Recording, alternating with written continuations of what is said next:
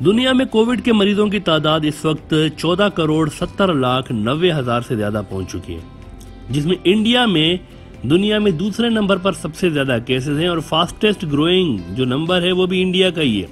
जबकि बांग्लादेश का दुनिया में कोविड के मरीजों के हवाले से 33 नंबर है और पाकिस्तान का 31st नंबर है।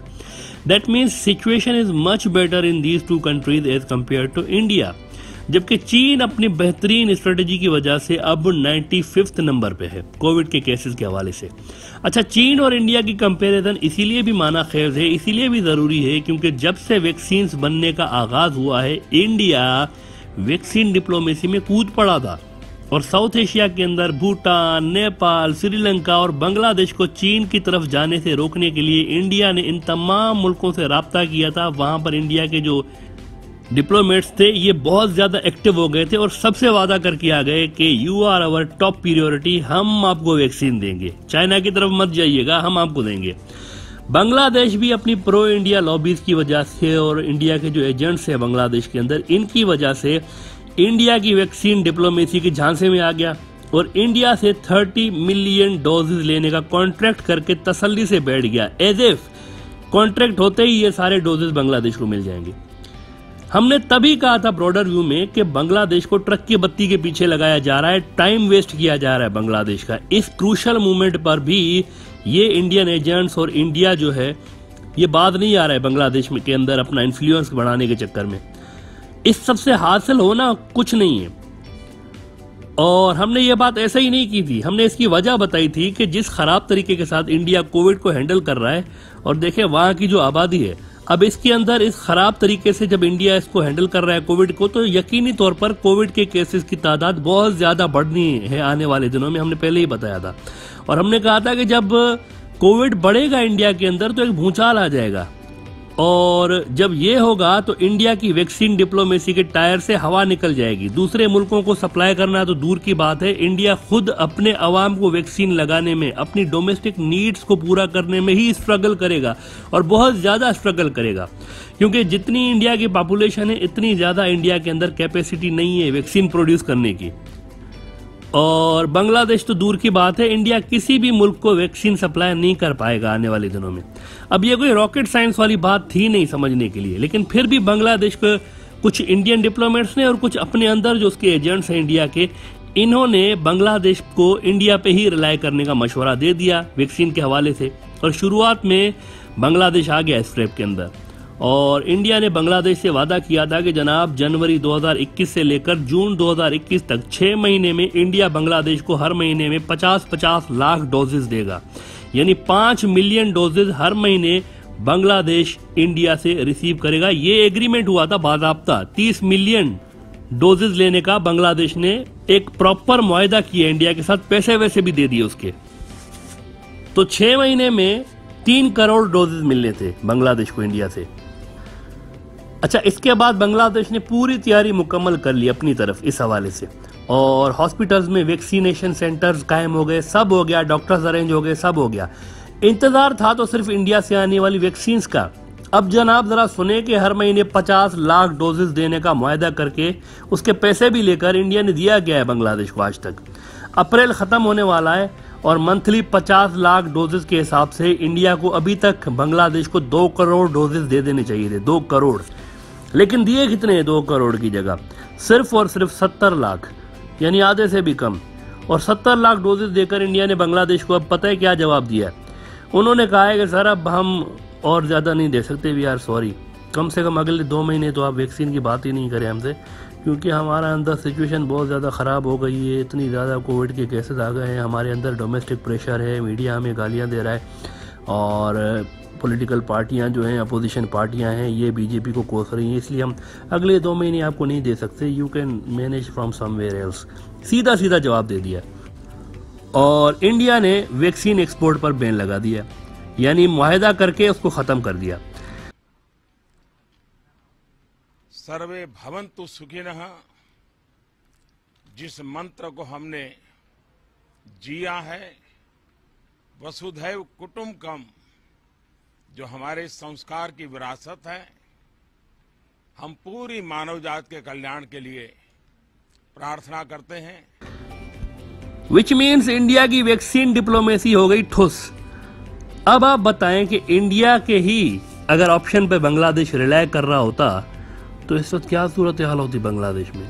कोविड केसेस बढ़ते जा रहे हैं और जिस हिसाब से बढ़ रहे हैं वैक्सीन का पता नहीं है, यानी बांग्लादेश को जो इंडिया की वैक्सीन मिलनी थी वो तो स्टॉप हो गई। अगर इंडिया पे ही रिलेवेंस होती है बांग्लादेश की तो क्या सिचुएशन होती है इस वक्त, आप खुद सोचें। तो क्या बांग्लादेश को इंडिया के आश्रय लगाने वाले अक्लमंद इंडियन लॉबीज ने भरपूर रोल प्ले नहीं किया बांग्लादेश को डैमेज करने में? और यहाँ पर कोविड को आउट ऑफ कंट्रोल करने के लिए क्या इन हजरात ने भरपूर रोल प्ले नहीं किया? देखें इस वक्त इंडिया के अंदर क़यामत सुगरा बरपा है। 2,500 हजार लोग रोज मर रहे हैं, 3.5 लाख से ज्यादा केसेस रिपोर्ट होने लग गए हैं और आलमी इदारे कह रहे हैं कि मोदी जी आप झूठ बोल रहे हैं, क्योंकि कोविड के केसेस जो हैं जो आप बता रहे हैं और जो डेथ्स रिपोर्ट हो रही है इंडिया के अंदर ये मैच नहीं हो रही। इंडिया भर के शमशान घाट 24-24 घंटे चिताएं जला रहे हैं। कचरा फेंकने वाली जो जगहें थी इंडिया में, डस्टबिन जो थे, इनको साफ करके टेम्पररी शमशान घाटों में कन्वर्ट कर दिया गया है, क्योंकि 15-15 घंटे लोग डेड बॉडीज रख के बैठे हुए अपने प्यारों की कि उनकी बारी कब आएगी और फिर वो चिता जलाएं। इस हिसाब से ये जो रोजाना 2,500 लोग मरने वाली जो फिगर्स इंडिया बता रहा है, तो बहुत सारे आलमी इदारे कह रहे हैं ये असल में जो तादाद है ये ट्रिपल से भी ज्यादा है, इंडिया कम बता रहा है।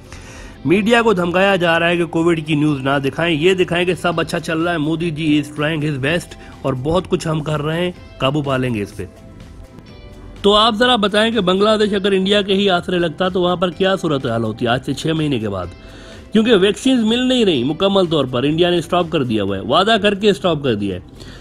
और जो काम बांग्लादेश को 4 महीने पहले चीन और रूस के साथ कर लेना चाहिए था, इंडिया से मायूस होने के बाद बांग्लादेश वो काम आज कर रहा है। और ये जो प्रो इंडिया गैंग्स हैं बांग्लादेश के अंदर, इन्होंने 4 अहम महीने, क्रूशल टाइम में 4 अहम महीने बांग्लादेश के वेस्ट किए हैं।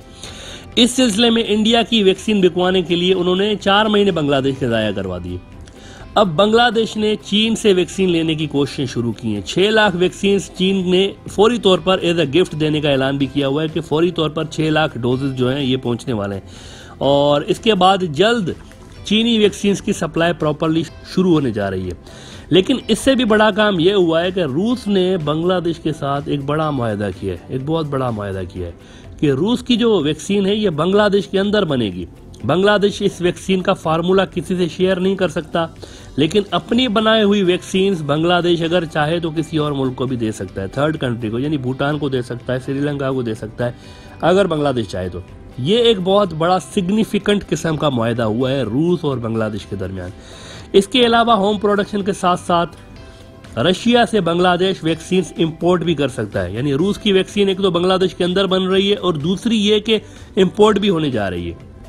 और ये हंगामी तौर पर लिए हुए स्टेप्स हैं बांग्लादेश की जानिब से वैक्सीनेशन के प्रोसेस को तेज करने के लिए, जो कि इंडिया के चक्कर में स्लो हो गया 4 महीने। तो 3 सोर्सेज अब बांग्लादेश ने एडिशनल जनरेट कर दिए हैं वैक्सीन के हवाले से इंडिया से धोखा मिलने के बाद। एक तो चीन से वैक्सीन मंगवाई जा रही है, दूसरा रशिया से मंगवाई जा रही है और तीसरा ये कि रशिया की वैक्सीन बांग्लादेश के अंदर बनने जा रही है। सोर्सेज के अनुसार बांग्लादेश और रूस के बीच जो वैक्सीन ब्रेक थ्रू हुआ है, इसमें चीन ने खामोशी के साथ बड़ा रोल प्ले किया है और बांग्लादेश के अंदर रूसी वैक्सीन बनवाने के लिए चीन ने बड़ा रोल एक्टिवली प्ले किया है इसके अंदर। और चीन इस वक्त मुकम्मल तौर पर ऑक्यूपाइड है, वहां पर 24 घंटे फैसिलिटीज में वैक्सीन पर काम हो रहा है, वैक्सीन बनने का जो अमल है वो 24 घंटे जारी है। अलबत्ता चीन की इंटरनेशनल जो वैक्सीन सप्लाई का वॉल्यूम है ये बहुत ज्यादा हाई है, तो रूस और चीन असल में मिलकर इस सिलसिले में काम कर रहे हैं। साउथ एशिया के अंदर पाकिस्तान भी रूस और चीन की ही वैक्सीन मंगवा रहा है ज्यादातर, और पाकिस्तानी एयरफोर्स के जहाज इस सिलसिले में इस्तेमाल किए जा रहे हैं चीन से वैक्सीन लाने के लिए। इस पेंडेमिक में एक बार फिर से ये बात तो साबित हो गई है कि बांग्लादेश का मुस्तकबिल चीन और रूस वाले ब्लॉक से जुड़ा हुआ है, जिसके अंदर ईरान भी है, पाकिस्तान भी है, सेंट्रल एशिया भी है। ये ब्लॉक है जो नेचुरली बांग्लादेश के साथ जुड़ रहा है, ना कि अमेरिका और इंडिया का ब्लॉक। अच्छा, इस वक्त बांग्लादेश सही डायरेक्शन पर आ चुका है वैक्सीन की सप्लाई बढ़ाने के लिए। इस वक्त बिल्कुल जबरदस्त तरीके से वहां पर काम हो रहा है, थैंक गॉड, क्योंकि अब बहुत सारे ऑप्शंस खुले हुए हैं, जैसे कि रूस है, चीन है और अपनी जो होम प्रोडक्शन हो रही है रशियन वैक्सीन की, ये 3 ऑप्शन एडिशनल जनरेट हो चुके हैं।